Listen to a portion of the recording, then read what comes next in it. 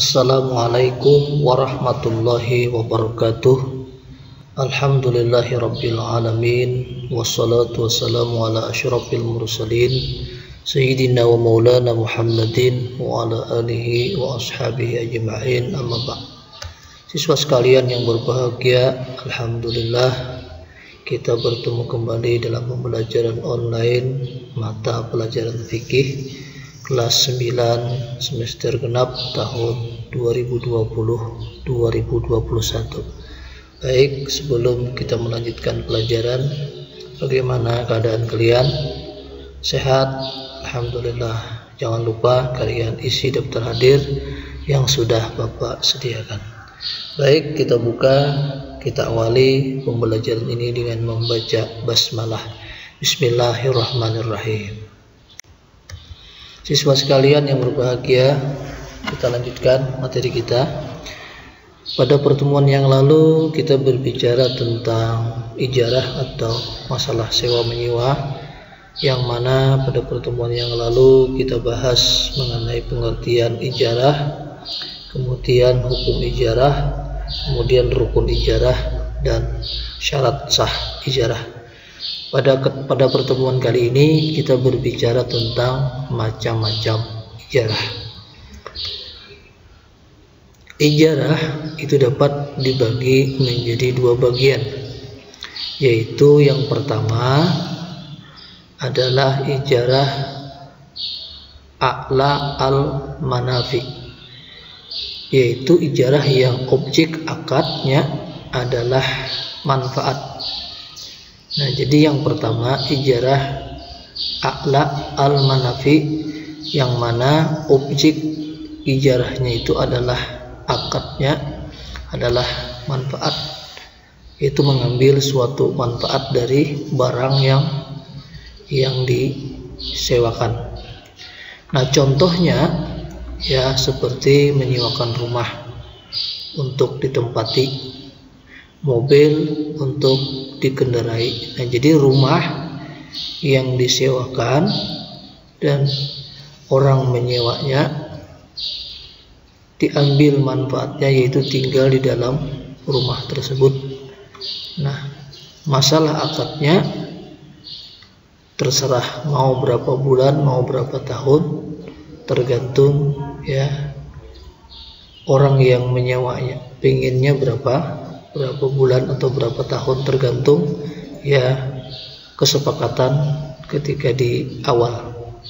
Nah, atau ya misalnya ya menyewakan mobil, kemudian mobilnya dipakai untuk diambil manfaat ya dikendarai. Nah, biasanya untuk mobil ini ada yang per bulan, ada juga yang per hari di dalam masalah ijarah atau sewa menyewa. Nah, kemudian yang kedua ijarah a'la al-manam, a'la al-amal ijarah, yaitu ijarah yang objek akadnya jasa atau pekerjaan. Nah, seperti membangun gedung, membangun rumah, dan lain-lain. Nah, akad ijarah seperti ini erat dengan masalah upah mengupah, artinya ya kaitannya dengan pekerja atau buruh yang mengerjakan sesuatu ya atas ya orang yang memberi upah. Nah, misalnya ya orang yang membangun gedung ya oleh pemborong gedung tersebut mencari tukang untuk menyelesaikan atau mempekerjakan ya supaya gedung tadi bisa selesai dikerjakan. Atau misalnya membangun rumah, nah oleh pemilik rumah orang tersebut mencari tukang atau mencari buruh untuk mengerjakan ya rumahnya sampai selesai. Nah, keringat orang yang kerja tadi ya, atau istilahnya tenaga orang yang kerja tadi itu dibayar sebagai upah. Nah, ini juga termasuk ya mengenai ijarah. Siswa sekalian yang berbahagia, baik, kita lanjutkan ya. Yang kedua, masa berlaku akad ijarah. Masa berlaku akad ijarah atau sewa menyewa yaitu sebagai berikut. Yang pertama, akad akan selesai sesuai dengan perjanjian. Nah, jadi akad ijarah itu akan selesai, sewa menyewa itu akan selesai sesuai dengan perjanjian di awal. Mau berapa hari ya kita menyewa, ya, atau berapa bulan kita menyewa, atau berapa jam kita menyewa, itu tergantung kesepakatan awal. Nah, bisakah berubah? Bisa saja, ya, itu tergantung nanti kesepakatan di awal. Kemudian yang kedua, akad belum selesai tetapi pemberi, sewa, dan penyewa sepakat untuk menghentikan akad ijarah. Nah, jadi misalnya, ya, pada awalnya kita ya akad sepakat untuk beberapa hari, namun ya oleh karena sudah selesai atau sudah tidak memerlukan lagi, bisa dimajukan, atau istilahnya akadnya bisa ya berubah tergantung kesepakatan antara penyewa dengan yang menyewakan. Kemudian yang ketiga, terjadi kerusakan aset. Nah, jadi bisa ya berlakunya itu berakhir ya masa sewa menyewa kalau aset yang disewa tadi ada kerusakan. Nah, sebelum aset itu diperbaiki, maka ya ijarah tidak dilanjutkan. Kemudian yang keempat, penyewa tidak bisa membayar sewa. Nah, bisa saja ya penyewa ya mengembalikan atau yang menyewakan mengambil ya barang yang disewakan, tergantung ya orang yang menyewa tadi bisa atau tidaknya melanjutkan ya pembayarannya. Jadi bisa ditarik atau bisa diambil kembali. Nah, siswa yang berbahagia, kemudian yang kelima, salah satu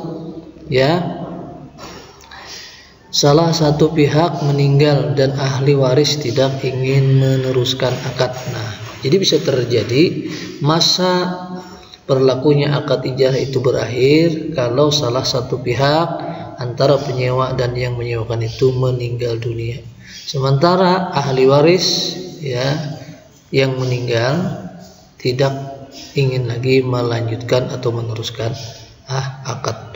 Nah, siswa sekalian yang berbahagia, jadi ya ada 5 masa ya berlakunya akad ijarah tersebut. Baik, kita lanjutkan.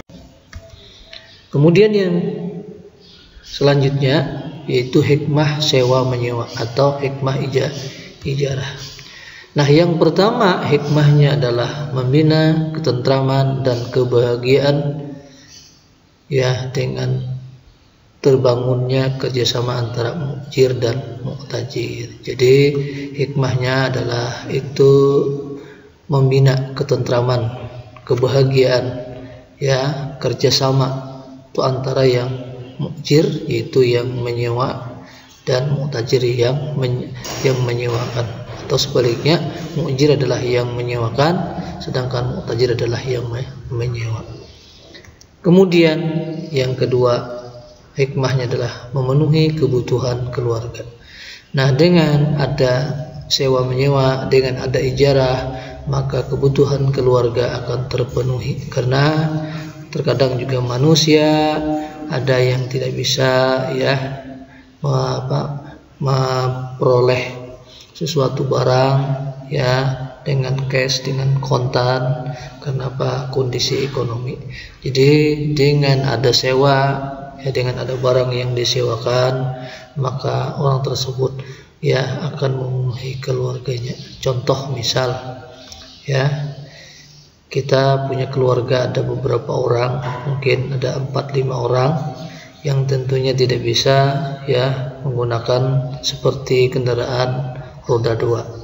Mau dengan terpaksa kita bepergian jauh, kita harus menyewa ya mobil.